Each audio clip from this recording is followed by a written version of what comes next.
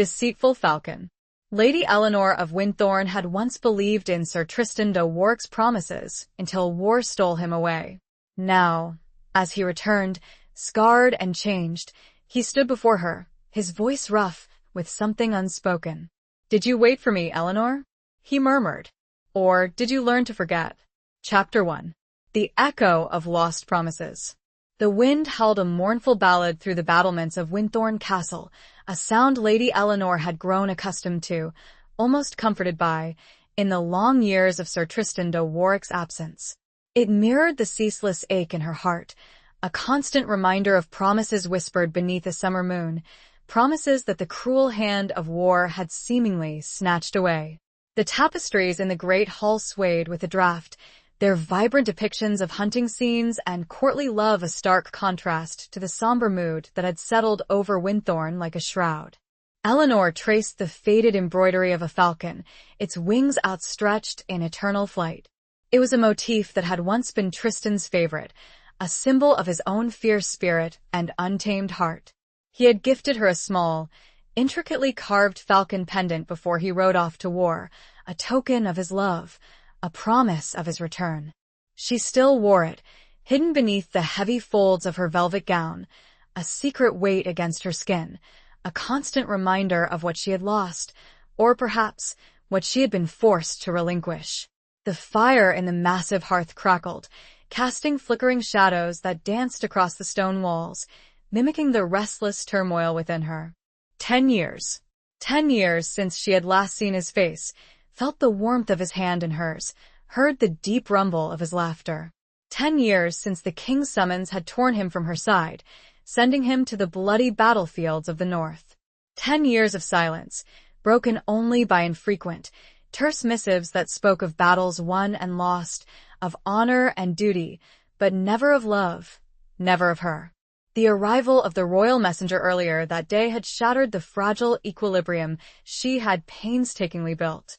His words, delivered with the stiff formality of court, had echoed through the hall, each syllable a hammer blow to her carefully constructed defenses. Sir Tristan de Warwick, hero of the northern campaign, was returning to Winthorne, returning to her. But the messenger had also spoken of other things, of Tristan's betrothal to Lady Isolde of Northwood, a politically advantageous union forged in the crucible of war, a bond sealed with the king's blessing. A union that rendered Eleanor's own secret hopes, her carefully guarded dreams, utterly and irrevocably shattered. She closed her eyes, the scent of wood smoke and beeswax candles filling her senses, a familiar comfort that did little to soothe the raw, throbbing pain in her chest. She had known, deep down, that this day might come. She had schooled herself to accept it, to be grateful for Tristan's survival, to find solace in his continued existence, even if that existence was to be shared with another. But the reality, the cold, hard truth of it, was a blade twisting in her gut. A soft cough broke through her reverie. Her old nurse, Agnes, stood beside her, her wrinkled face etched with concern. "My lady," she said, her voice gentle, "you must rest. The journey will be long, and you need your strength." Eleanor forced a smile, a pale imitation of the genuine warmth she had once possessed. "I am well, Agnes." Merely contemplating. Agnes, who had known her since she was a babe in arms, was not fooled. Contemplating the ghosts of the past, more like, she said, her eyes shrewd and knowing. "He is coming home, Eleanor. That is all that matters." But was it? Eleanor wondered. Was his return a blessing or a curse? Would his presence rekindle the embers of a love that had been carefully banked, threatening to consume her anew? Or would it simply serve as a painful reminder of all that she had lost, all that she could never have? The wind picked up, rattling the leaded glass windows. The sound was like the distant clash of swords, the echo of battles fought and lost, both on the field and within her own heart. She rose from her seat, the heavy fabric of her gown rustling around her. "I will retire, Agnes," she said, her voice betraying a weariness that went far beyond physical exhaustion. "But sleep, I fear, will be a distant friend tonight." As she walked towards the winding stone staircase that led to her chambers, she glanced back at the great hall, at the empty space where Tristan's chair had once sat, at the faded falcon tapestry that seemed to mock her with its silent promise of flight. He was coming home, but he was no longer hers. And Eleanor knew, with a chilling certainty, that his return would change everything. The question was, could she survive the storm that was about to break? The wind carried whispers from the castle, which reached Eleanor's ears before she entered her chamber. Chapter 2. A stranger in the familiar hall. The morning dawned gray and heavy, mirroring the leaden weight in Eleanor's heart. She had barely slept, her dreams a chaotic jumble of whispered promises, the clash of steel, and Tristan's face, both as she remembered it young and vibrant, and as she feared it might be now hardened and scarred. She dressed slowly, choosing a gown of deep blue, the color of the twilight sky before a storm, a subtle reflection of her inner turmoil. The familiar ritual of lacing the bodice, arranging the heavy folds of the skirt, and fastening the jeweled belt around her waist offered a small measure of comfort, a sense of order in a world that felt increasingly precarious. The sound of horns echoing through the castle courtyard signaled his arrival.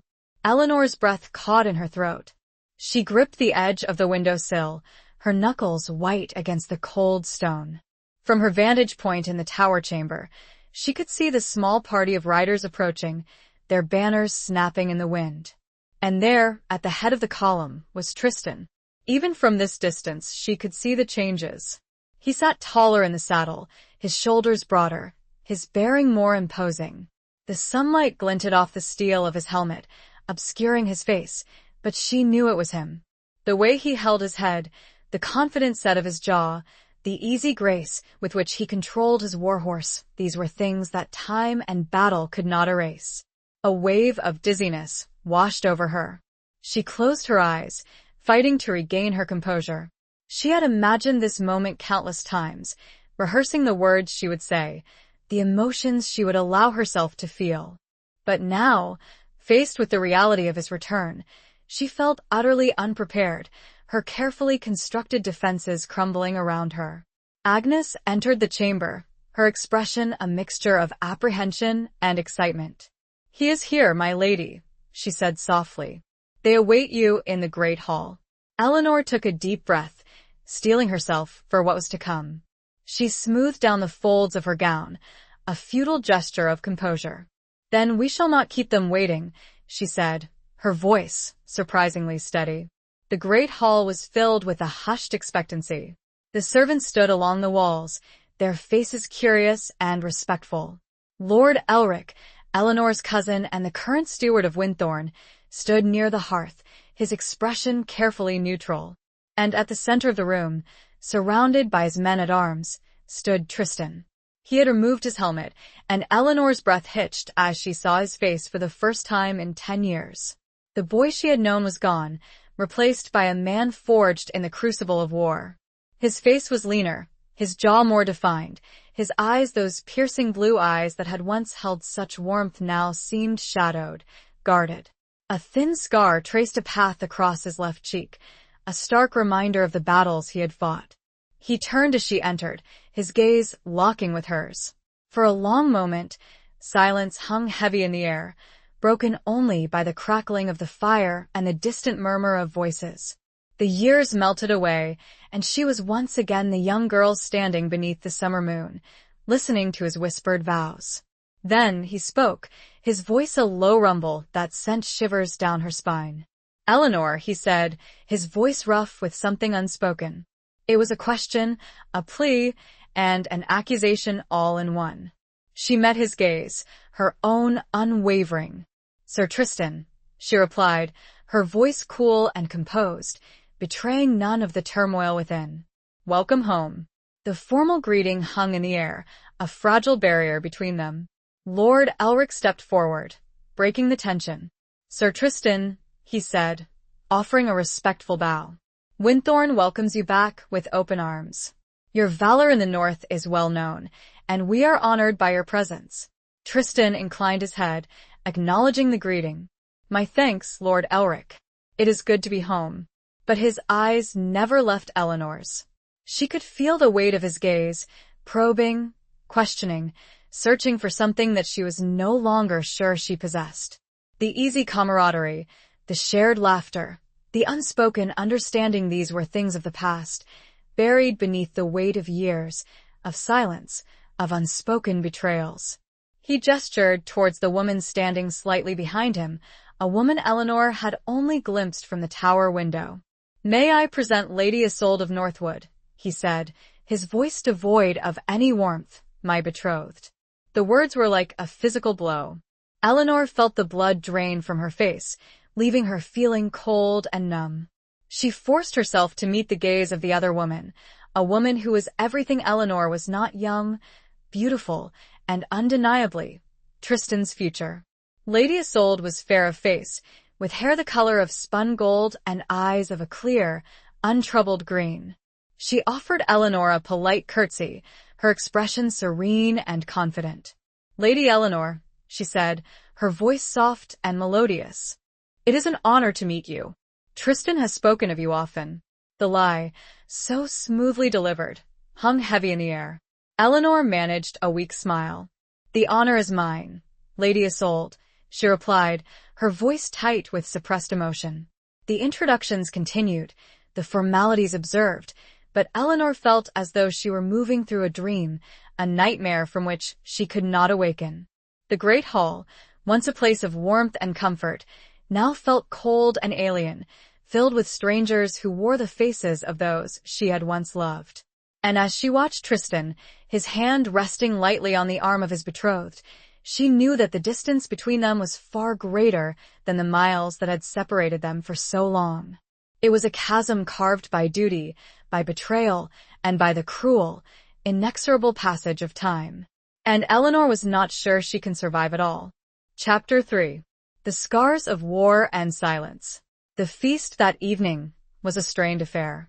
Despite the lavish spread of food and wine, the atmosphere in the great hall remained heavy with unspoken tension. Eleanor sat at the high table, flanked by Lord Elric and Tristan, with Lady Isolde seated on Tristan's other side. She picked at her food, her appetite gone, her gaze constantly drawn to Tristan, who seemed equally disinclined to eat. He was a study in contrasts. The fine velvet tunic he wore, a deep shade of crimson that echoed the colors of his house, could not disguise the hard lines of his body, the taut muscles honed by years of warfare.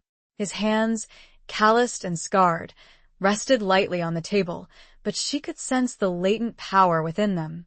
And his eyes, those eyes that had once held such warmth and laughter, now seemed to reflect a deep-seated weariness, a haunting sadness that she could not fathom.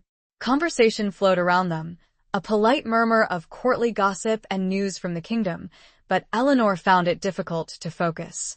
She was acutely aware of Tristan's presence beside her, the subtle scent of leather and steel that clung to him, the occasional brush of his arm against hers as he reached for his goblet.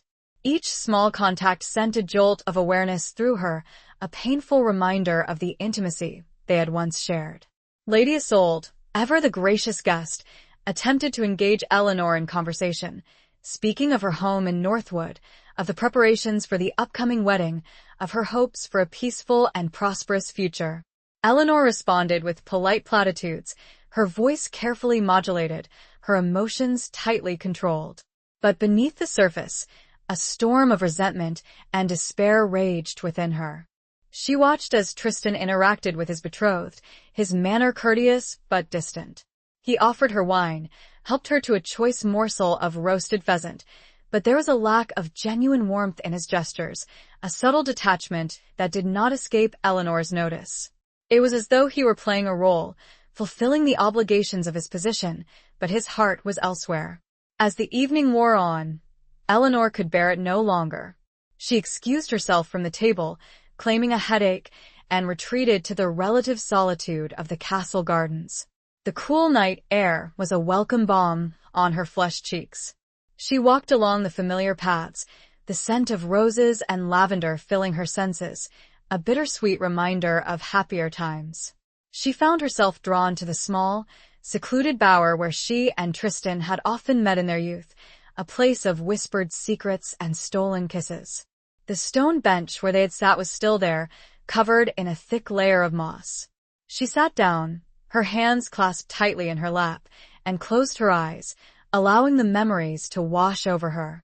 She remembered the day he had first declared his love for her, his voice trembling with emotion, his eyes shining with a sincerity that had melted her heart.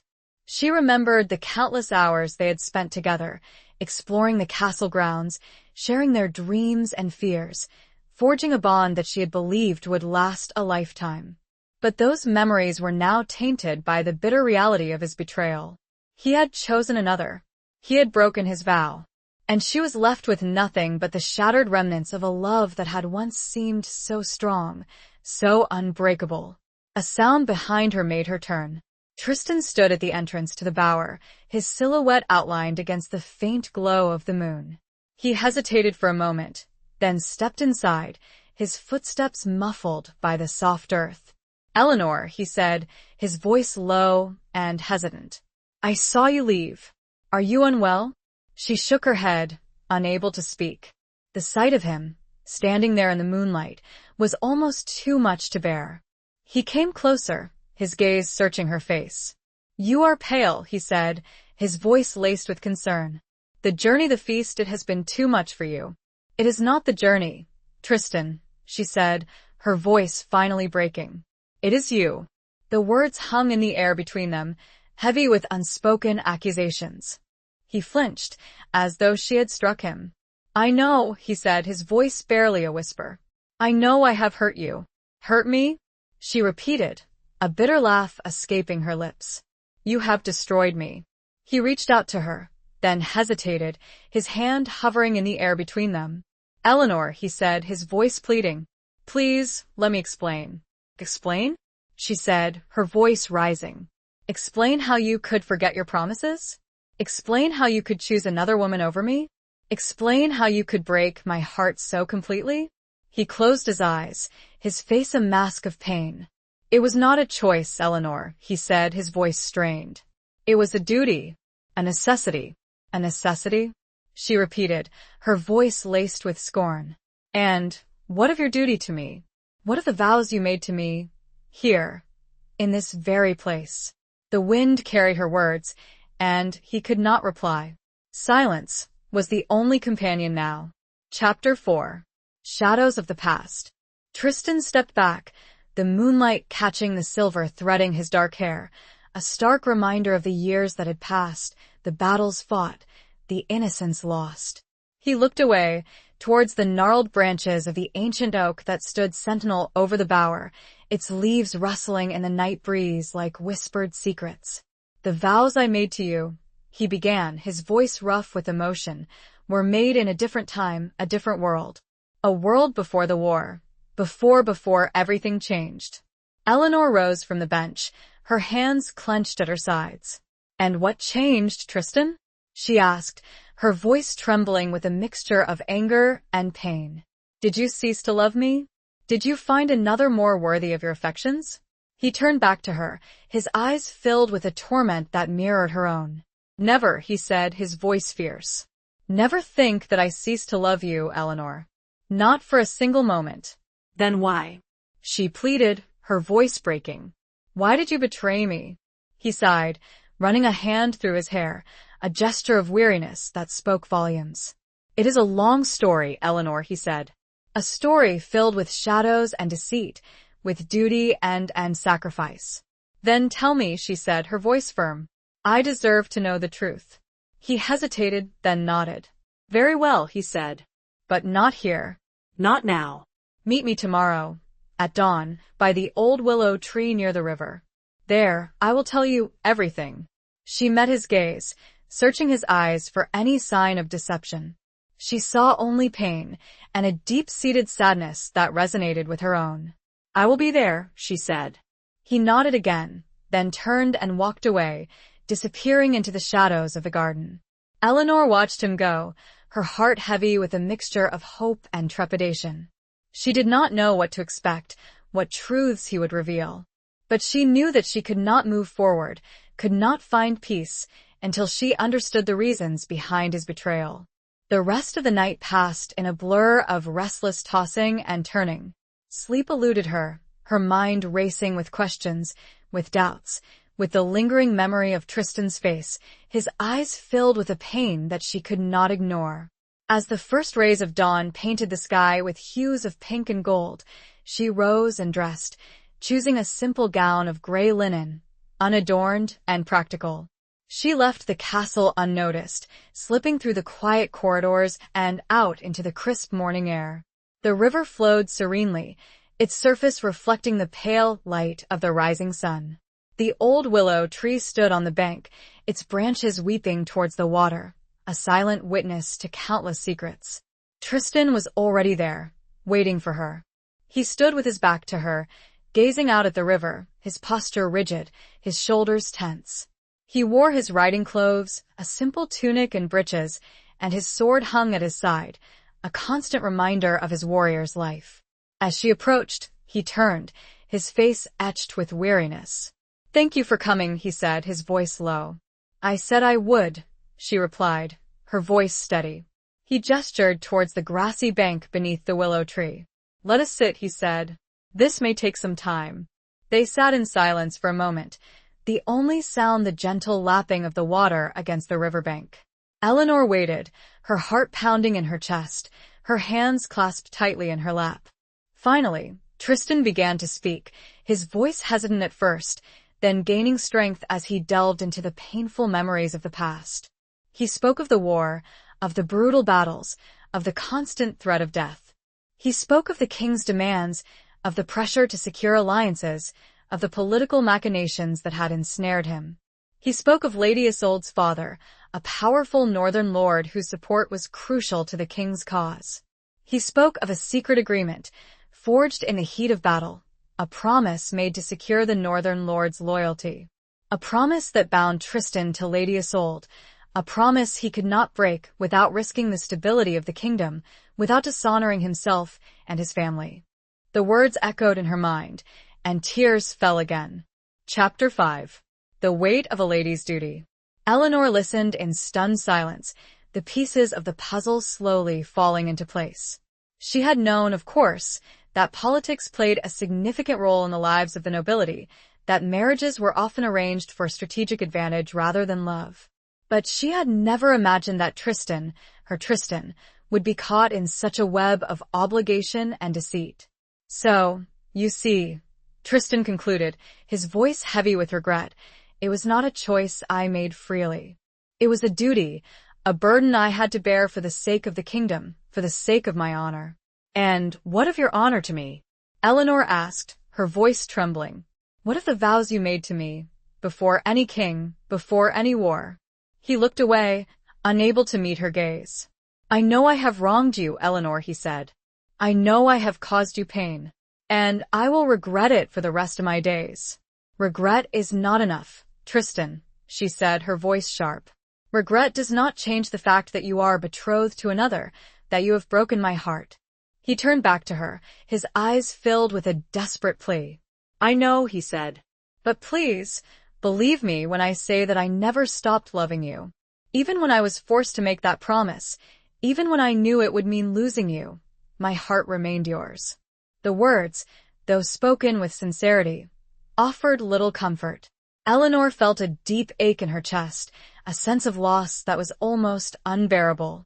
She had loved him with all her heart, had given him her trust, her devotion, her very soul.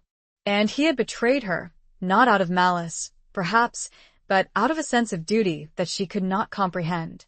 She rose to her feet, her legs trembling beneath her.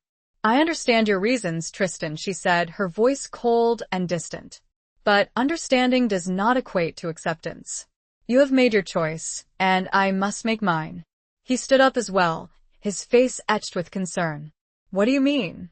he asked. "I mean," she said, her voice firm, "that I cannot remain here, at Winthorne, watching you build a life with another woman. I cannot bear to witness your happiness, knowing that it comes at the cost of my own." He reached out to her, his hand hovering in the air between them. "Eleanor," he said, his voice pleading, "do not do this. Do not leave." She stepped back, avoiding his touch. "I must," she said.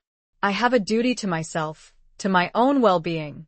I cannot live in the shadow of your broken promises." She turned and walked away, her footsteps echoing on the riverbank. He did not follow her, did not try to stop her. He knew, as she did, that there was nothing more to be said.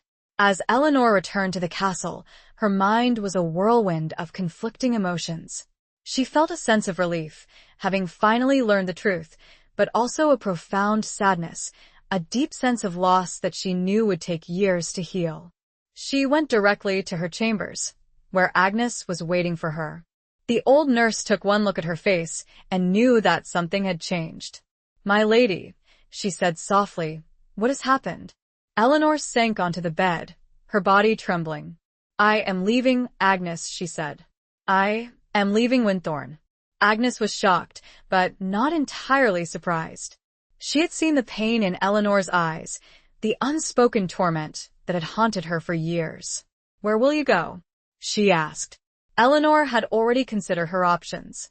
There was only one place where she could find refuge, one place where she could escape the constant reminder of Tristan and his betrayal. "To the Abbey of St. Clair," she said. "I will seek solace there, among the sisters." The Abbey of St. Clair was a secluded convent, nestled in the heart of the forest, a place of peace and contemplation. Eleanor had visited it once as a child, and she remembered the serene atmosphere, the gentle kindness of the nuns. It was a place where she could heal, where she could find a new purpose, a new meaning in her life. Agnes nodded, understanding her decision. "It is a good choice, my lady," she said. "You will find peace there." "I hope so, Agnes," Eleanor said, her voice weary. "I truly hope so." She knew it would be a difficult path, but she had to try. She began making the preparations. Chapter 6. Whispers in the Tapestried Chamber. The news of Eleanor's departure spread through the castle like wildfire. Servants whispered in hushed tones, their eyes wide with speculation. Lord Elric, though outwardly composed, was visibly troubled by his cousin's decision. He sought her out in her chambers, where she was overseeing the packing of her belongings. "Eleanor," he said, his voice laced with concern, "are you certain about this? Leaving Winthorne, your home, for a life of seclusion? It seems a drastic measure." Eleanor forced a smile, attempting to reassure him. "It is not a drastic measure, Elric," she said. "It is a necessary one. I cannot remain here, under these circumstances. You understand, do you not?" Elric sighed, running a hand through his thinning hair. He did understand, to a certain extent. He had witnessed Eleanor's suffering, her quiet dignity in the face of Tristan's return and betrothal. He knew that she was a woman of strong will and unwavering principles, and that she would not be swayed from her decision. "I do understand," he said. "But I will miss you, Eleanor. Winthorne will not be the same without you. And I will miss you, Elric," she replied, her voice softening. "But I will not be far away. The Abbey of St. Clair is within riding distance. We can still visit." "That is some comfort," he said, managing a weak smile. "But I worry about you, Eleanor. The life of a nun is not an easy one. It requires sacrifice, discipline, a complete surrender of worldly desires." "I am prepared for that, Elric," she said, her voice firm. "I am no stranger to sacrifice. And I believe that I can find peace in a life of service and contemplation." Elric nodded, accepting her decision. "Very well," he said. "I will not try to dissuade you. But know that you will always have a home here at Winthorne, should you ever choose to return." "Thank you, Elric," she said, her voice filled with gratitude. "That means more to me than you know." As Elric left, Agnes entered the chamber, carrying a small, velvet-covered box. "My lady," she said, "I found this among your belongings. I thought you might want to take it with you." Eleanor opened the box and saw the carved falcon pendant, the token Tristan had given her so many years ago. She had hidden it away, unable to bear the sight of it, but now, as she held it in her hand, she felt a strange sense of peace. It was a reminder of a past love, a love that had been lost, but it was also a symbol of her own strength, her resilience, her ability to endure. She fastened the pendant around her neck, letting it rest against her skin, beneath the fabric of her gown. It was a secret reminder of who she was, of where she had come from, of the love that had once shaped her life. Later that day, as Eleanor was preparing to leave, she encountered Tristan in the castle's tapestried chamber. He was standing near the window, gazing out at the courtyard, his expression somber. He turned as she entered, his eyes searching her face. "Eleanor," he said, his voice low. "I heard you were leaving." "Yes," she replied, her voice cool and composed. "I am going to the Abbey of St. Clair." He nodded, his gaze dropping to the floor. "I see," he said. I wish you well." The words were formal, polite, but they conveyed a depth of emotion that Eleanor could not ignore. She could see the pain in his eyes, the regret that etched his face. "Thank you, Tristan," she said, her voice softening slightly. He looked up at her, his gaze intense. "Eleanor," he said, his voice hesitant, "before you go, there is something I must ask you." "What is it?" she asked. He took a deep breath, then spoke, his voice barely a whisper. Do you still love me?" The question hung in the air between them, heavy with unspoken emotions. Eleanor met his gaze, her own unwavering. "I will always love the man you once were, Tristan," she said, her voice filled with a bittersweet sadness. "But the man you are now, I do not know him." She turned and walked away, leaving him standing alone in the tapestried chamber, surrounded by the silent echoes of their past. The tapestries seemed to whisper around him, a chorus of faded dreams and broken promises. The weight of their shared history, the unspoken words, the lost love, pressed down on him, a burden heavier than any armor he had ever worn. He felt a pang of emptiness. Chapter 7. The Falcon and the Dove. The Abbey of St. Clair was a haven of tranquility, a world away from the turmoil of Winthorne Castle. Nestled amidst rolling hills and verdant forests, it was a place of quiet contemplation, of prayer and devotion, of simple living. The stone buildings, weathered by time and the elements, exuded an aura of timeless serenity. The air was filled with the scent of herbs and incense, the gentle murmur of chanting, and the distant chime of bells calling the sisters to prayer. Eleanor was welcomed by the abbess, Mother Agnes, a woman of gentle wisdom and unwavering faith. She was given a small, sparsely furnished cell, with a narrow bed, a wooden crucifix on the wall, and a window that overlooked the abbey gardens. It was a far cry from the luxurious chambers she had known at Winthorne, but it offered a different kind of comfort, a sense of peace and simplicity that she had longed for. She quickly adapted to the rhythm of abbey life. The days were structured around a cycle of prayer, meditation, and manual labor. She worked in the gardens, tending to the herbs and vegetables, her hands finding solace in the earth. She assisted in the infirmary, caring for the sick and elderly sisters, her heart finding a new purpose in serving others. She joined the choir, her voice blending with the others in hymns of praise and supplication.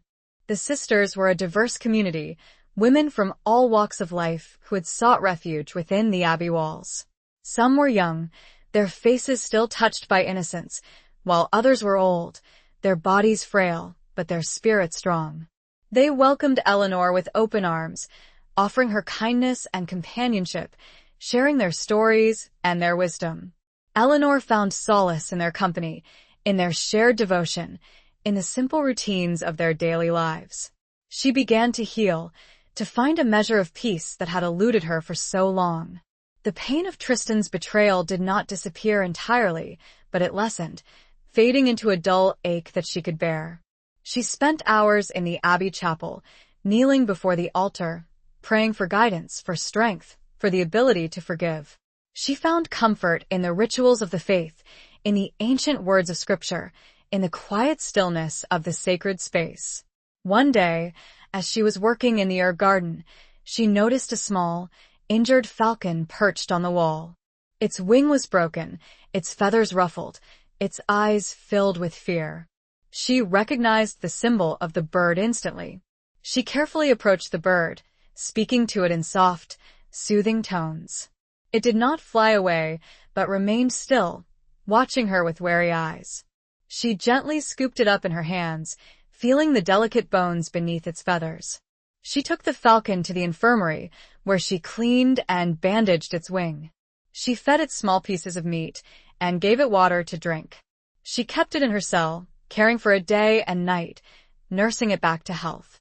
The falcon, which she named Spirit, became her constant companion. It would perch on her shoulder as she worked in the gardens, or sit on the windowsill, watching her as she prayed. It was a reminder of her past, of Tristan, of the wild, untamed spirit that she had once possessed. But as the falcon healed, so did Eleanor. She realized that she could not remain cloistered within the abbey walls forever. She had a life to live, a purpose to fulfill, a world to face. The falcon, a symbol of the past, had shown her the way. She had found peace, but now she needed to find her strength again, to fly, just like the falcon she had nursed back to health. The dove, representing her new life, cooed softly nearby, a reminder of her current peace, but the falcon's keen eyes looked towards the horizon, a silent call to a future yet unknown. The wind carries a new sense, the time to go is near. Chapter 8. A Knight's Torn Allegiance. Back at Winthorn Castle, Tristan found himself increasingly isolated, despite the presence of his betrothed and his men-at-arms. Eleanor's departure had left a void, a palpable absence that permeated the very stones of the castle.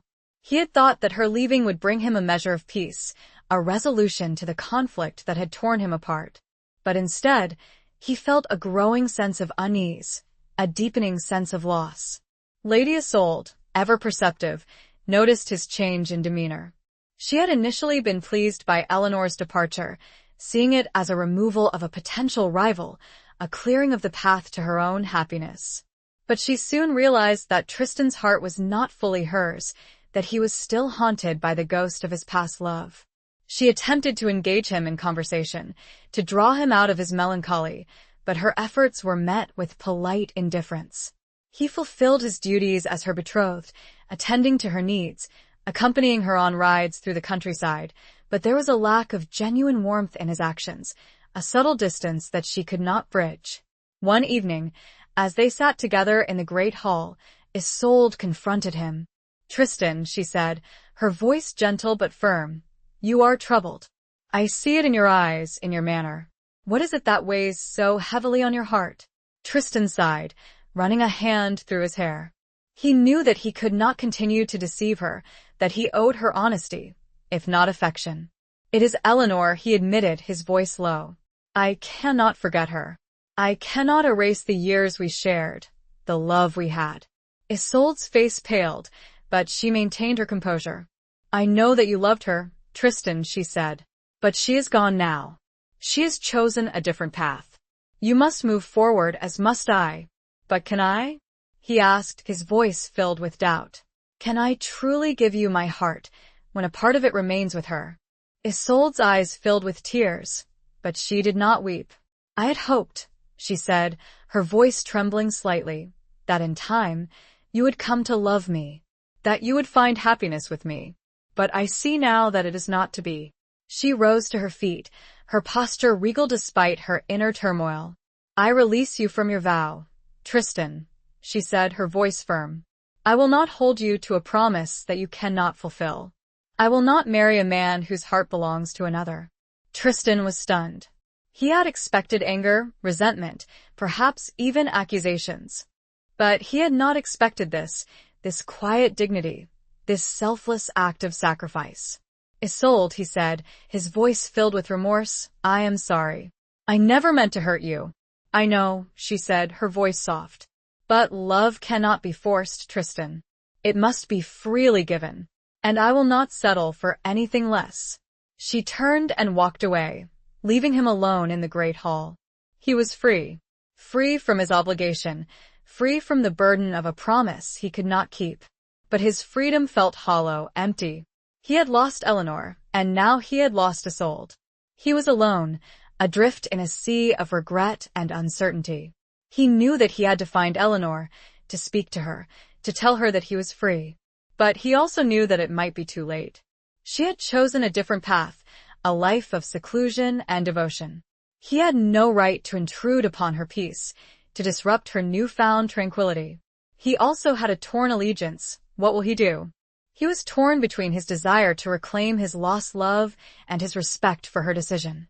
He was a knight, sworn to uphold honor and duty, but he was also a man, with a heart that ached for the woman he had lost. The weight of his past, the consequences of his choices, pressed down on him, leaving him paralyzed by indecision. The echoes of the empty hall seemed to mock him, a constant reminder of his loneliness and his failure. He had betrayed 2 women. Chapter 9.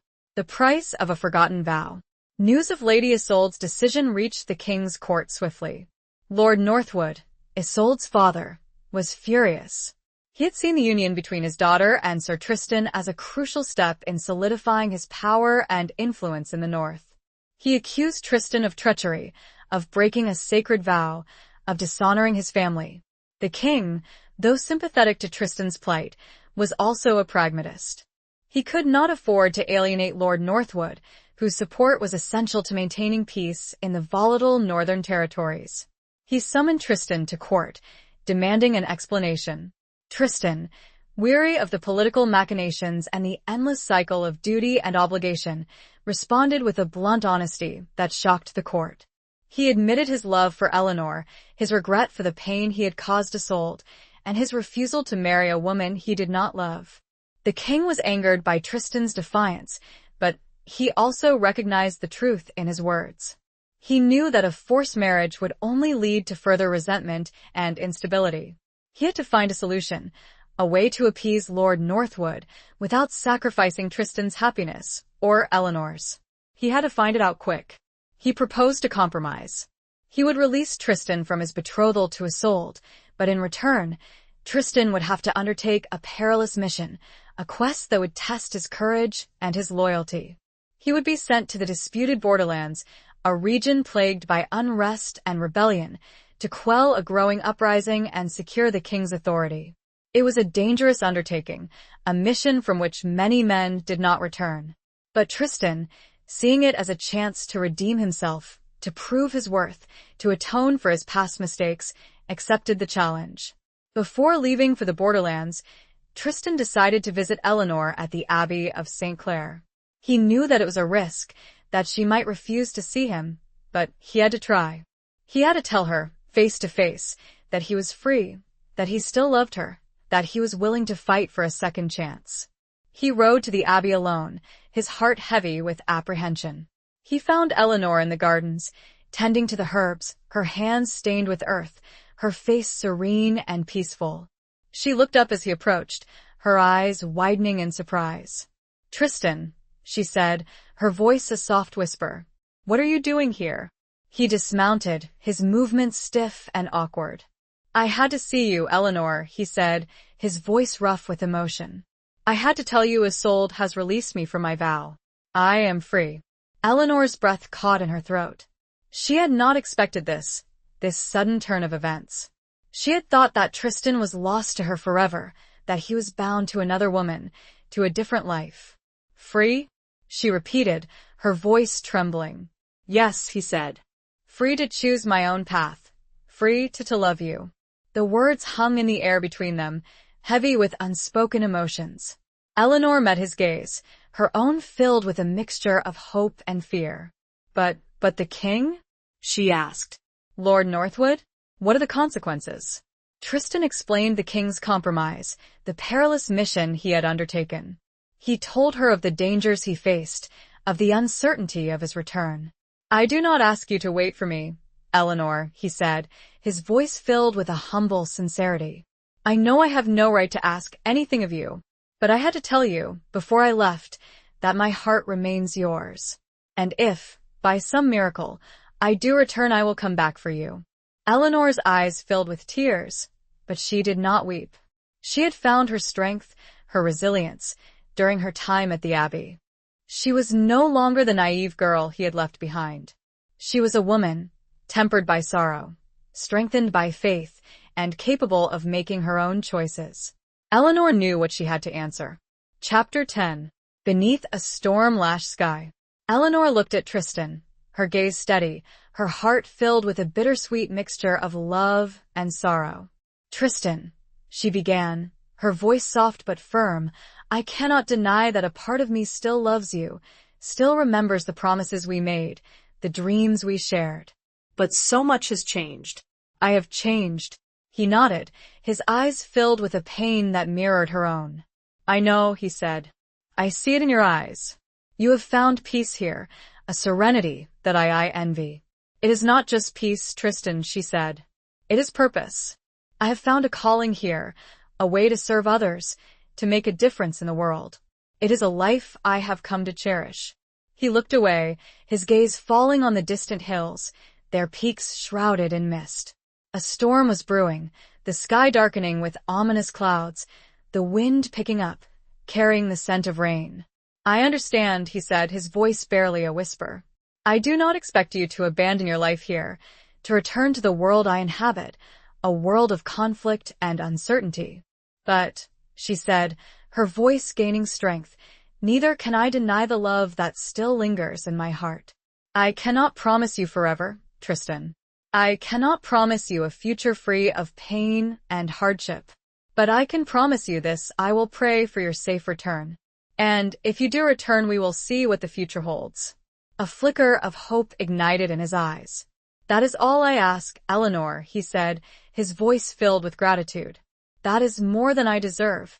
He reached out and took her hand, his touch gentle, hesitant. She did not pull away, but allowed his fingers to intertwine with hers. It was a connection, a fragile link between their two worlds, a spark of hope in the gathering darkness. The first drops of rain began to fall, splattering on the leaves of the herbs, mingling with the tears that streamed down Eleanor's cheeks. Tristan pulled her closer, sheltering her from the storm with his body. "I must go," he said, his voice rough with emotion. "The king awaits." She nodded, her throat too tight to speak. He released her hand, then turned and mounted his horse. He looked at her one last time, his eyes filled with a love that transcended time and circumstance. "Until we meet again, Eleanor," he said. "Godspeed, Tristan," she replied, her voice a whisper carried away by the wind. He spurred his horse and rode away, disappearing into the storm-lashed landscape. Eleanor watched him go, her heart heavy with a mixture of hope and fear. She knew that the odds were against him, that the dangers he faced were real and formidable. But she also knew that he was a man of courage and determination, a knight who would fight for what he believed in, for the woman he loved. She returned to the Abbey chapel, seeking solace in prayer. She knelt before the altar, the rain drumming against the stained glass windows, the thunder echoing through the sacred space. She prayed for Tristan's safety, for strength, for his eventual return. But she also prayed for herself, for the strength to face whatever the future held, whether it be a life of continued service within the Abbey walls, or a return to the world, to the man she still loved, despite everything. The storm raged outside, mirroring the turmoil within her heart, but amidst the chaos, a faint glimmer of hope remained, a fragile ember that refused to be extinguished. The future was uncertain, but Eleanor knew that she would face it with courage, with faith, and with the enduring power of love. This was her answer. Chapter 11. The Serpent in the Garden. Weeks turned into months, and the seasons changed. The storm-lashed skies of autumn gave way to the crisp, cold days of winter. Eleanor continued her life at the Abbey, finding solace in her duties, in her prayers, in the companionship of the sisters. But she could not forget Tristan. His image was etched in her mind, his words echoed in her heart.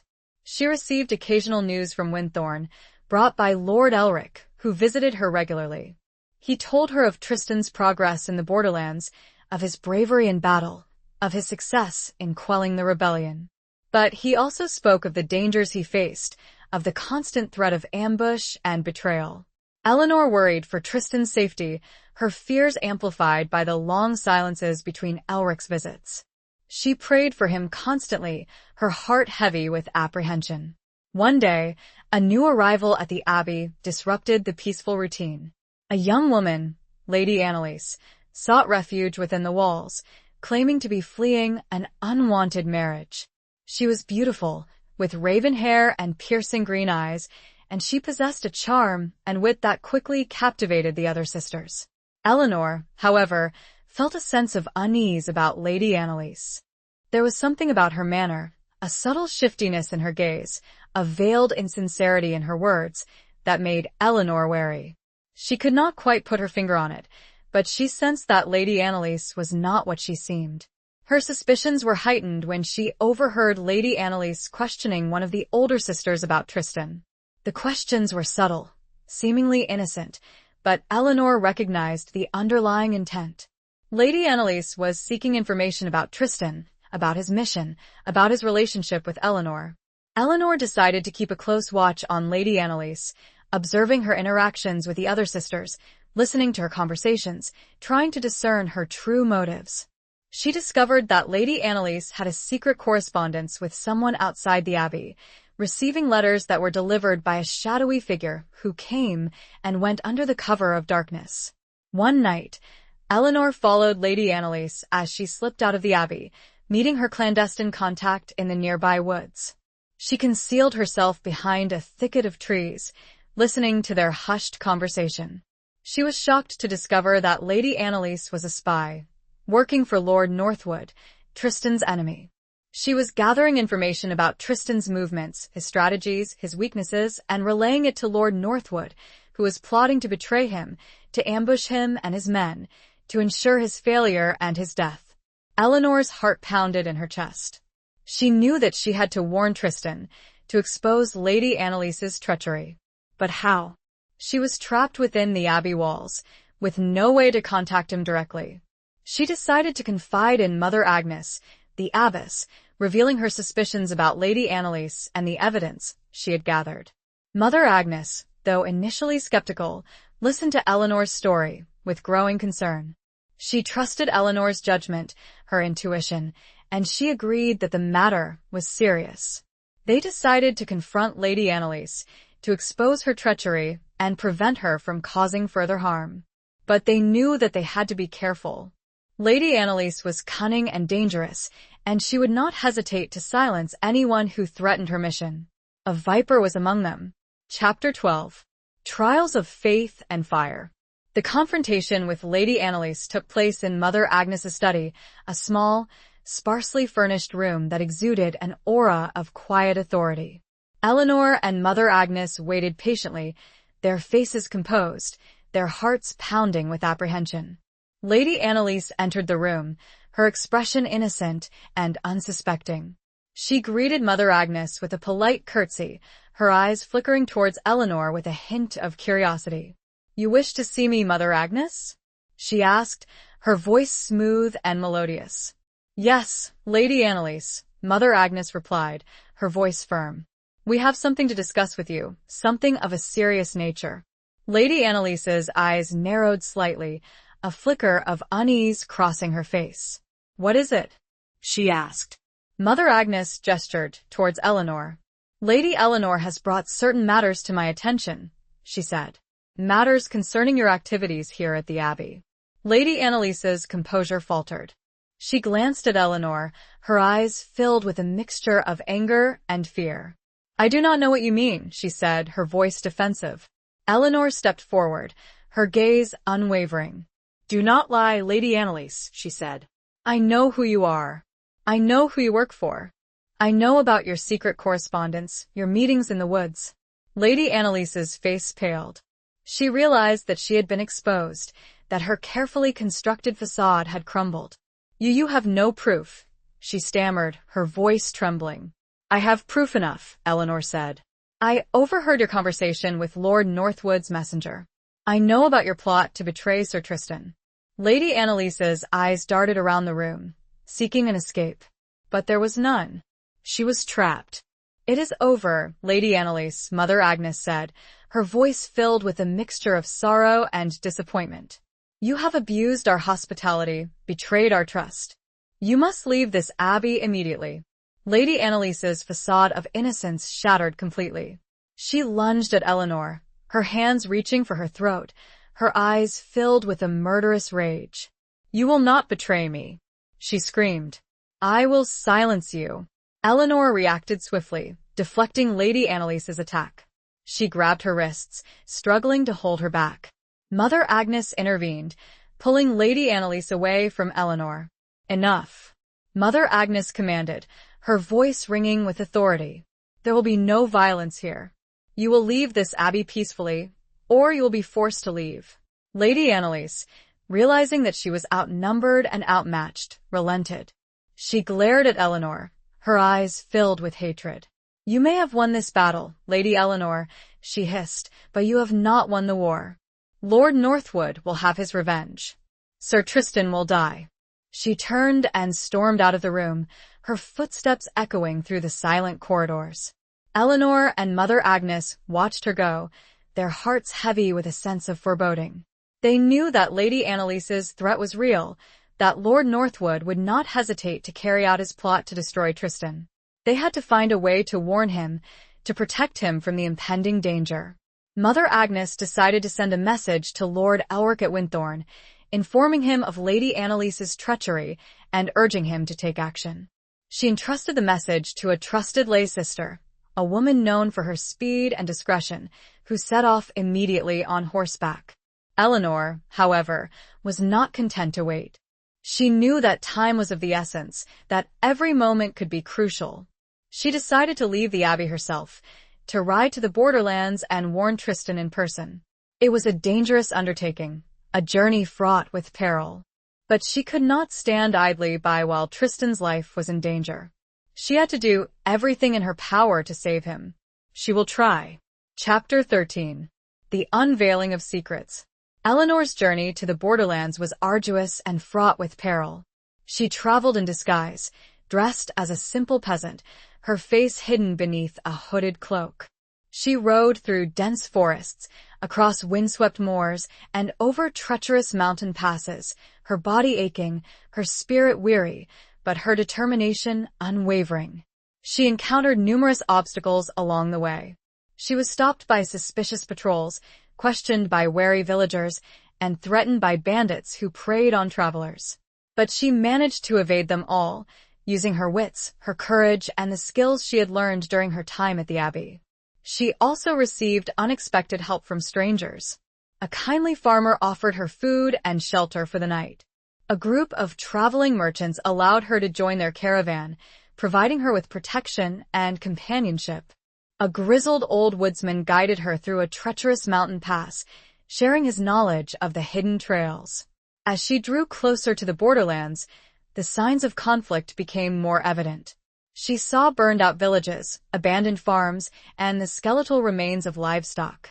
The air was thick with the scent of smoke and decay, a constant reminder of the brutality of war. She finally reached the encampment where Tristan and his men were stationed. It was a sprawling, fortified settlement, bustling with activity. Soldiers drilled in the courtyard, blacksmiths hammered at their forges, and messengers came and went, carrying reports from the front lines. Eleanor, still disguised, approached the camp cautiously. She asked a passing soldier about Sir Tristan, claiming to be a messenger from Winthorne. The soldier, initially suspicious, eventually directed her to Tristan's tent, a large, canvas structure located at the center of the encampment. She entered the tent hesitantly, her heart pounding in her chest. Tristan was seated at a rough-hewn table, studying a map of the region, his brow furrowed in concentration. He looked up as she entered, his eyes widening in surprise. "Eleanor?" he said, his voice a mixture of disbelief and joy. "What are you doing here? It is too dangerous." She removed her hood, revealing her face. "I had to come, Tristan," she said, her voice trembling. "I had to warn you." She quickly recounted the events at the abbey, Lady Annalise's treachery, Lord Northwood's plot to betray him. Tristan listened intently, his expression growing increasingly grim. "I knew Northwood could not be trusted," he said, his voice filled with anger. "But I never imagined he would stoop to such depths." He thanked Eleanor for her bravery, for risking her life to warn him. He embraced her, holding her close, his heart filled with a mixture of gratitude and love. "You saved my life, Eleanor, he said, his voice rough with emotion. I will never forget this. But their reunion was short-lived. A scout rushed into the tent, his face pale with alarm. Sir Tristan, he said, we are under attack. Northwood's forces are approaching from the north. They outnumber us greatly. Tristan sprang into action, his mind focused on the impending battle. He ordered his men to prepare for defense, to man the walls, to ready their weapons. He turned to Eleanor, his eyes filled with concern. You must leave, Eleanor, he said. It is not safe here. I will not leave you, Tristan, she said, her voice firm. I will stay and fight by your side. He hesitated, then nodded. He knew that he could not dissuade her, that her spirit was as strong as his own. Very well, he said, but stay close to me. And be careful. He strapped on his sword, donned his helmet, and led Eleanor out of the tent, into the chaos of the besieged encampment. The battle was about to begin, and their fate hung in the balance. Secrets were revealed. Chapter 14. A dance of shadows and deceit. The battle raged with a ferocity that shook the very ground. Northwood's forces, fueled by treachery and a thirst for revenge, attacked with relentless fury. Tristan's men, though outnumbered, fought with courage and determination, defending their position with unwavering loyalty. Eleanor, staying close to Tristan, witnessed the carnage firsthand. She saw men fall, their bodies pierced by arrows, their limbs severed by swords. She heard the cries of the wounded, the clash of steel, the thunder of hooves. The air was thick with the stench of blood and smoke, the sounds of death and destruction. She did not flinch, did not cower. She had seen death before, at the Abbey, tending to the sick and dying. She had learned to face fear, to find strength in the face of adversity. She assisted the wounded, binding their wounds, offering them water, whispering words of comfort. She even took up a discarded sword, defending herself against a stray attacker who came too close. Tristan, fighting at the forefront of the battle, was a whirlwind of motion, his sword flashing in the sunlight, cutting down enemy soldiers with swift, decisive strokes. He was a leader, inspiring his men with his courage, his skill, his unwavering determination. But the battle was not going well. Northwood's forces were too numerous, their attack too relentless. Tristan's men were being pushed back, their defenses crumbling. Eleanor saw Tristan engaged in a fierce duel with Lord Northwood himself, their swords clashing with sparks that mirrored lightning flashes. She would see who was better. Northwood, fueled by hatred and a desire for vengeance, fought with a savage intensity. Tristan, though weary and wounded, fought with the skill and precision of a seasoned warrior. The duel reached a climax. Northwood, with a desperate lunge, disarmed Tristan, sending his sword flying through the air. He raised his own sword, preparing to deliver the killing blow.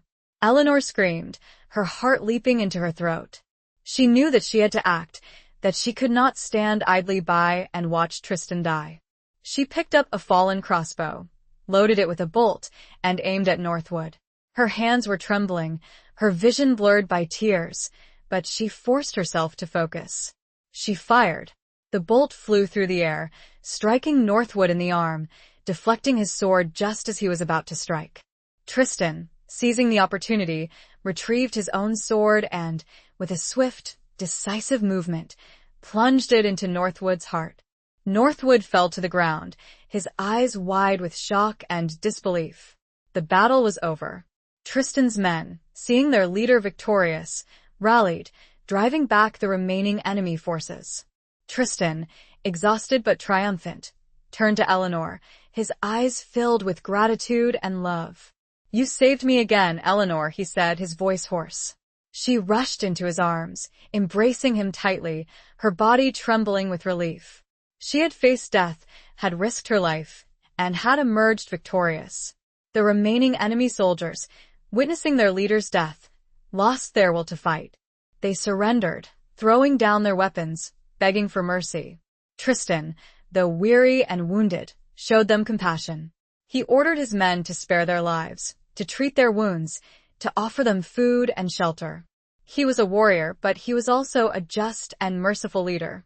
The battle, fought with many lives, was ended. Chapter 15. The Edge of the Blade. The aftermath of the battle was a scene of both devastation and relief. The encampment, once a bustling hub of activity, was now littered with the debris of war. Broken weapons, shattered shields, and the bodies of the fallen. The air, thick with the scent of blood and smoke, slowly began to clear, revealing the extent of the carnage. Tristan, despite his exhaustion and his own wounds, moved among his men, offering words of comfort, checking on their injuries, and overseeing the burial of the dead. He was a leader in every sense of the word, his presence a source of strength and reassurance to his weary troops. Eleanor, her initial fear replaced by a sense of quiet determination, assisted in tending to the wounded. She worked tirelessly, her hands moving with practiced skill, cleaning wounds, applying bandages, and offering words of comfort to those in pain. Her time at the Abbey had prepared her for this, had given her the strength and the compassion to face the horrors of war. As the day wore on, a sense of uneasy calm settled over the encampment. The immediate threat had passed, but the future remained uncertain. Tristan knew that he had to report his victory to the king, to explain the circumstances of Northwood's death, and to secure the borderlands against further incursions. He also knew that he had to make a decision about Eleanor. He had declared his love for her, had promised to return for her if he survived. But he was still a knight, sworn to serve the king, and his duty often required him to put his personal desires aside. He found Eleanor sitting alone near the edge of the encampment, gazing out at the distant hills, her face etched with a mixture of weariness and resolve.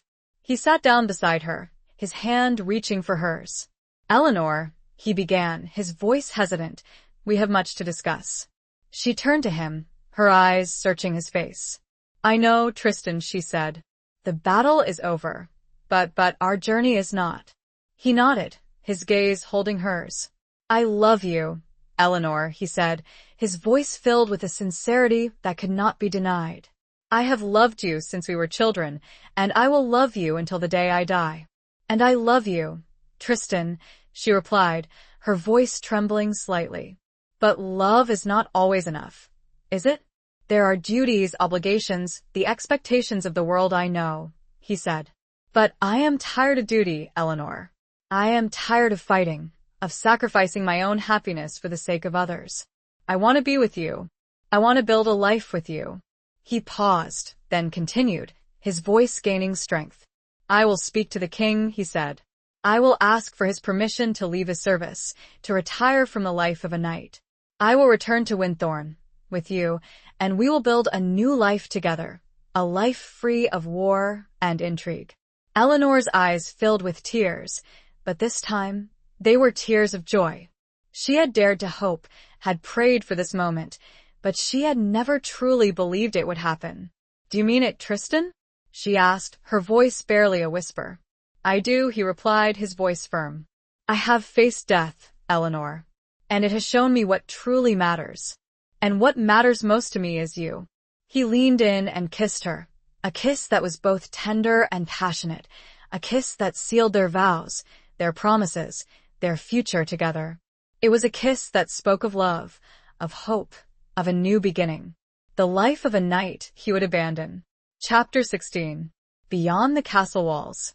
Tristan's journey to the king's court was not without its challenges.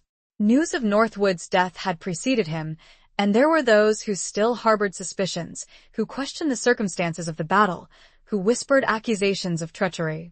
But Tristan, armed with the truth and supported by Eleanor's unwavering faith, faced his accusers with courage and dignity. He presented his account of the events, detailing Northwood's plot, Lady Annalise's espionage, and the desperate battle that had ensued. The king, though initially swayed by the rumors and the whispers of dissent, listened to Tristan's testimony with growing respect. He recognized the ring of truth in his words, the sincerity in his eyes, the unwavering loyalty he had demonstrated throughout his years of service. He also saw the change in Tristan, the weariness that etched his face, the longing for a different life, a life beyond the battlefield. He knew that Tristan had earned his rest, that he deserved the chance to pursue his own happiness. He granted Tristan's request, releasing him from his service with honor and gratitude.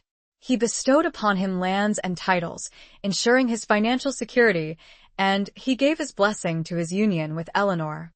Tristan returned to Winthorne a changed man. He was no longer the ambitious knight, driven by duty and a thirst for glory. He was a man who had faced death, who had learned the true value of love and companionship, who was ready to embrace a simpler, more peaceful life. Eleanor, who had returned to Winthorne with Lord Elric after the battle, awaited him with a mixture of joy and anticipation. She had spent the intervening weeks preparing for their new life together, overseeing the restoration of the castle, planting a new garden, and making plans for their future. Their wedding was a simple but joyous affair, held in the small chapel at Winthorne, attended by family, friends, and the loyal retainers who had served them both for so long. Eleanor wore a gown of simple white linen, adorned with wildflowers she had gathered herself, and Tristan wore a tunic of deep blue, the color of his house, but without the elaborate ornamentation of his knightly attire. They exchanged vows, not of duty or obligation, but of love and devotion, promising to cherish each other, to support each other, to build a life together based on mutual respect and understanding. After the wedding, they did not retreat into the confines of the castle walls. They chose to live a life that was both connected to their community and rooted in the land. Tristan, using his knowledge of warfare and strategy, helped to improve the defenses of the surrounding villages, training the local men in the arts of combat and organizing a militia to protect against future threats.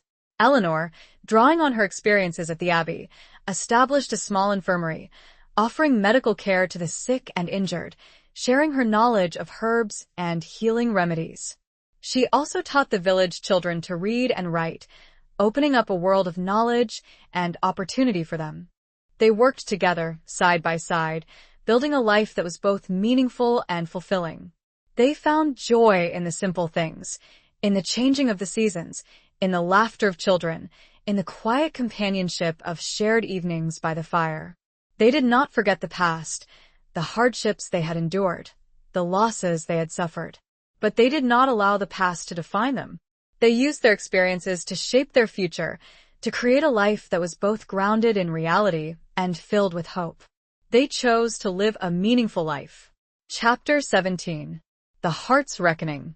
Years passed, and Winthorne flourished under Eleanor and Tristan's stewardship.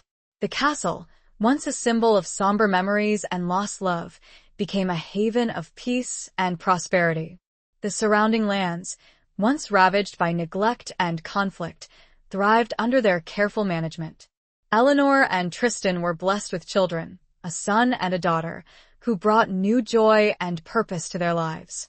They raised them with love and compassion, teaching them the values of honesty, integrity, and service to others. But even in their happiness, there were moments of reflection, of reckoning with the past. Tristan, though he had laid down his sword, could not entirely escape the memories of war, the faces of the men he had lost, the weight of the decisions he had made. He would often find himself drawn to the old willow tree by the river, the place where he had first revealed the truth to Eleanor, the place where their journey had taken its unexpected turn. He would sit there for hours, gazing out at the flowing water, seeking solace in the tranquility of nature. Eleanor, understanding his inner turmoil, would often join him, offering him her silent companionship, her unwavering support. She knew that the scars of war ran deep, that they could not be easily erased. One day, as they sat together beneath the willow tree, Tristan spoke of his regrets, of the choices he had made, of the pain he had caused. "Eleanor," he said, his voice heavy with emotion, "I sometimes wonder if I made the right decision. If I should have remained a knight, if I should have continued to serve the king." Eleanor took his hand, her touch gentle but firm. "Tristan," she said, "you made the decision that was right for you, for us. You chose love over duty, peace over conflict. And that is a choice I will always honor." "But at what cost?" he asked. "I betrayed a vow. I abandoned my comrades. I turned my back on a life I had known for so long." "You did not betray your vow, Tristan," she said. You fulfilled a higher vow, a vow to your own heart. And you did not abandon your comrades, you honored them by choosing a life of peace, a life that they would have wanted for themselves. She paused, then continued, her voice filled with a deep understanding. The path of a knight is not the only path to honor, Tristan. There is honor in service, in compassion, in building a life of love and peace. And that is the path you have chosen. Her words soothed his troubled soul, easing the weight of his regrets. He realized that she was right, that he had not abandoned his values, but had instead found a new way to express them. He leaned in and kissed her, a kiss that was both a thank you and a reaffirmation of their love. It was a kiss that spoke of forgiveness, of acceptance, of a deep and abiding connection that had weathered the storms of life. They continued to sit together, hand in hand, watching the sun set over the distant hills. The sky was ablaze with color, a vibrant tapestry of orange, red, and purple. It was a reminder of the beauty of the world, of the enduring power of love, of the promise of a new day. Eleanor and Tristan had found their peace, not in the absence of conflict, but in the resolution of it. They had reckoned with their past, had embraced their present, and were ready to face their future, together. They knew their past, and reconciled it with their future. Chapter 18. A Tapestry of Lies Unraveled. A summons from the king, years after Tristan's retirement, arrived unexpectedly at Winthorne. It was not a demand, but a request, an invitation to attend a grand tournament and feast, a celebration of the kingdom's long-standing peace. Tristan was hesitant to accept. He had deliberately withdrawn from courtly life, preferring the quiet simplicity of Winthorne. But Eleanor encouraged him to go, sensing that it was more than just a social occasion.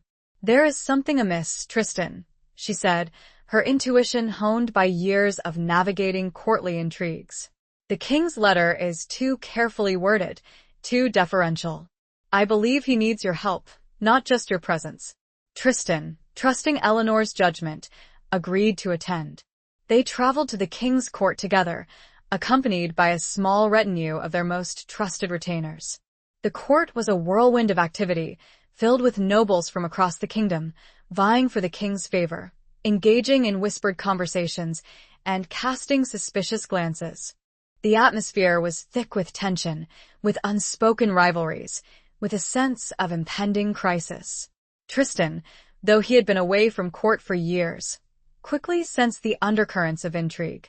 He observed the interactions between the nobles, listened to their carefully chosen words, and noticed the subtle signs of unease and suspicion. He discovered that a plot was brewing, a conspiracy to overthrow the king and seize control of the kingdom.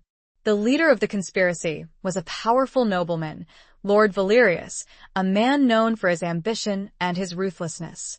Valerius had been spreading rumors, sowing seeds of doubt about the king's leadership, and gathering support among the disgruntled nobles. He was planning to use the tournament as a cover for his coup, to strike when the king was most vulnerable. Tristan, with Eleanor's help, began to unravel the tapestry of lies and deceit that Valerius had woven. They gathered evidence, identified the conspirators, and uncovered the details of their plot. They discovered that Valerius had been secretly communicating with the kingdom's enemies, promising them lands and concessions in exchange for their support. He was willing to betray his own country, to sacrifice his own people, for the sake of his own ambition. Tristan, realizing the gravity of the situation, knew that he had to act. He could not stand idly by and watch the kingdom fall into chaos. He had to expose Valerius's treachery and protect the king. He sought an audience with the king, presenting him with the evidence he had gathered. The king, initially shocked and disbelieving, listened to Tristan's account with growing alarm. He realized that he had been blind to the danger that lurked within his own court. He thanked Tristan for his loyalty, for his courage, for his unwavering commitment to the kingdom.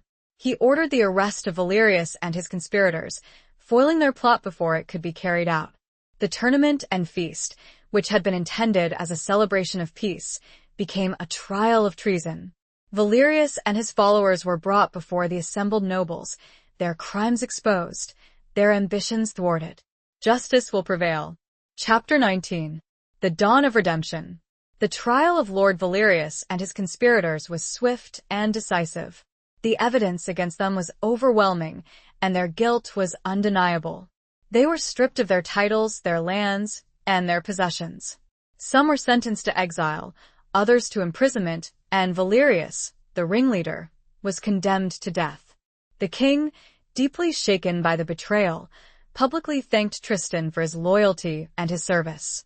He acknowledged his own mistakes, his blindness to the dangers that had lurked within his court, and he vowed to be a more vigilant and discerning ruler. He offered Tristan a position of high honor at court, a chance to return to the life of a knight, to serve as his advisor and his protector. But Tristan, having found peace and fulfillment in his life at Winthorn, respectfully declined. "Your Majesty," he said, "I have served my kingdom to the best of my ability. I have fought battles, I have faced dangers, and I have learned the true value of peace. I wish to return to my home, to my wife, to my family. That is where my duty now lies." The king, understanding and respecting Tristan's decision, granted his wish. He bestowed upon him further honors, gifts, and assurances of his continued favor. He also made a solemn promise to visit Winthorn, to see for himself the peaceful and prosperous community that Tristan and Eleanor had built. Tristan and Eleanor returned to Winthorn, their hearts filled with a sense of relief and gratitude. They had faced another challenge, another threat to their way of life, and they had emerged victorious. They had proven that even in retirement, even beyond the castle walls, they could still serve their kingdom, still protect those they loved. The news of their triumph spread quickly, and they were greeted as heroes by the people of Winthorn. They were celebrated for their courage, their wisdom, their unwavering commitment to justice and peace. Eleanor, reflecting on the events that had transpired, realized that their journey had come full circle. They had started their lives together in a world of conflict and intrigue, had found refuge in a life of peace and simplicity, and had then been called upon once again to defend their kingdom. But through it all, their love for each other had endured, had grown stronger, had become the foundation upon which they had built their lives. They had learned that true strength did not lie in wielding a sword, but in upholding their values, in protecting those they loved, in building a community based on trust and compassion. As they stood together on the battlements of Winthorn, watching the sun rise over the peaceful countryside, they knew that they had found their true purpose, their true calling. They were no longer just a knight and a lady, bound by duty and obligation.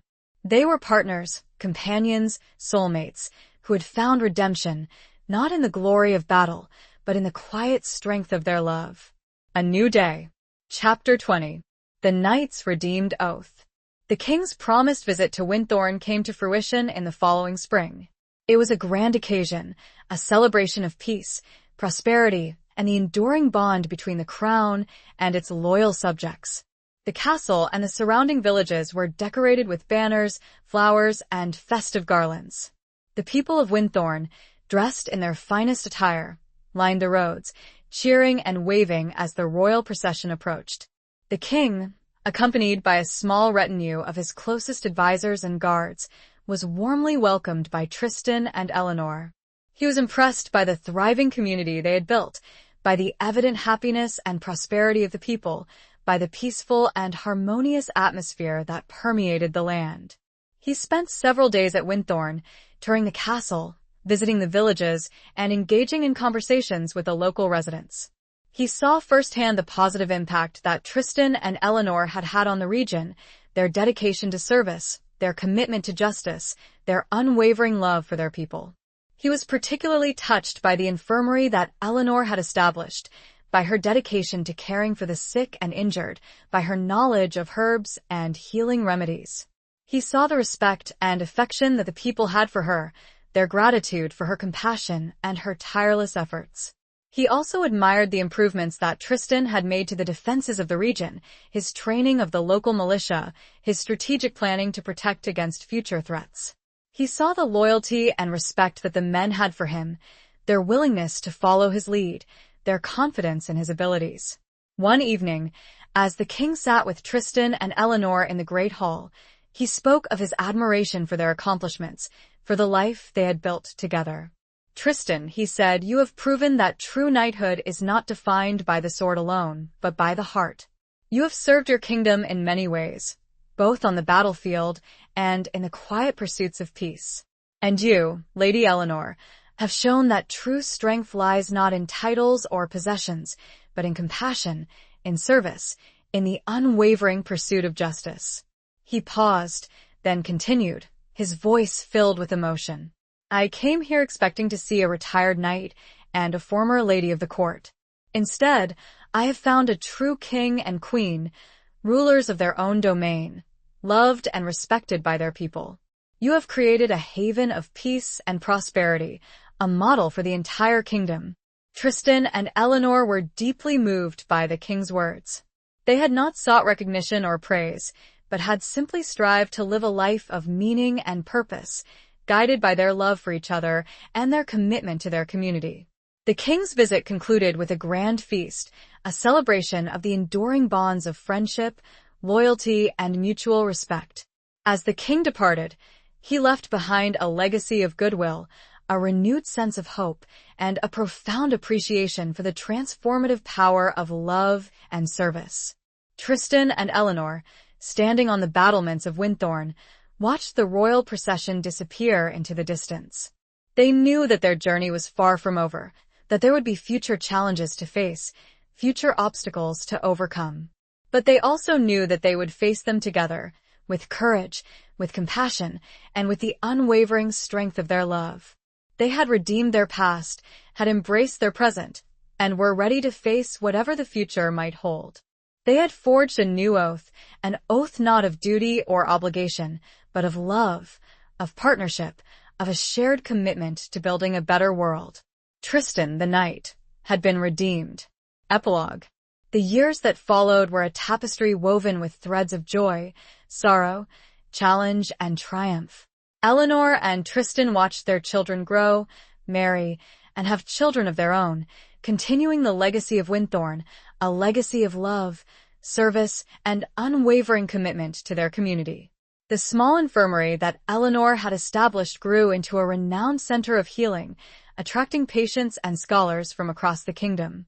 The militia that Tristan had trained became a formidable force, protecting the region from bandits, invaders, and the occasional skirmishes that erupted along the borders. Winthorn itself prospered, becoming a hub of trade, craftsmanship, and learning. The castle, once a symbol of a troubled past, was now a beacon of hope, a testament to the transformative power of love and forgiveness. Eleanor and Tristan, though they aged and their steps slowed, remained active and engaged in the life of their community. They were revered as wise elders, their counsel sought by young and old alike. They were a living embodiment of the values they had championed: courage, compassion, integrity, and unwavering devotion to each other.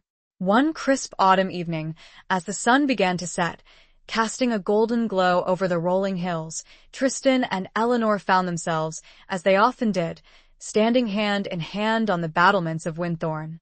They had lived a long and full life, a life filled with both hardship and happiness, a life that had exceeded their wildest dreams.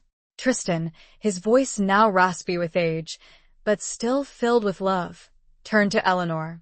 "My love," he said, "we have built a good life, haven't we?" Eleanor, her eyes still bright with the same unwavering spirit that had captured his heart so many years ago, smiled. "Yes, my knight," she replied. "We have a life beyond measure." They looked out at the landscape, at the villages nestled in the valleys, at the fields of golden grain, at the distant forests that ringed their domain.